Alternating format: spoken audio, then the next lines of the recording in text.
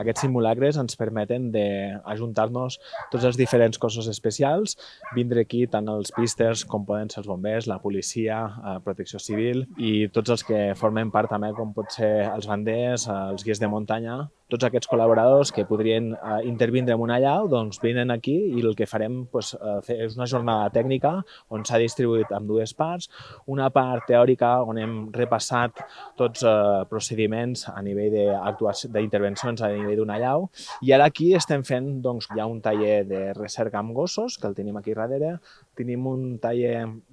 de recerca amb arba, amb el DBA, i després tenim aquí un taller també que és amb sonda, no? Llavors l'objectiu és que tothom practiqui i a dalt, com us he dit anteriorment, doncs també tenim el SAS que ens farà un taller en aquesta paraula d'embolicar persones, que li diguem el burrito. Llavors tothom practicarà i l'objectiu és això, és ajuntar-nos tots els cossos i intercanviar en una jornada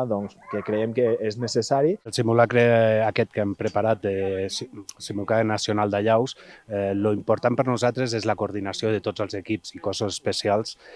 dins d'una llau de grans dimensions, que ens puguem coordinar tots i saber la feina que fan els altres cossos especials. La policia intervé sempre que hi ha accidents greus o casos mortals. Ja intervindrien per ofici, però sí que és veritat que depèn de la llau. Si hi ha els písters intervenents, que normalment són els primers a actuar, veuen que la llau és de grans dimensions, segurament ja l'avís el faria directament al 112 bombers i bombers ens farien un avís a nosaltres per començar a preparar ja tot i sigui una resposta molt més ràpida. El que sí que està clar que nosaltres a nivell de protecció civil i en els diferents riscos que hi ha a dins del territori s'hauran de fer diferents plans per altres riscos, com poden ser esllavissades, vents forts. Aquí ens haurem de seguir entrenant i seguir practicant, que la clau de l'èxit per donar una bona resposta és tindre una bona planificació i fer jornades com aquestes.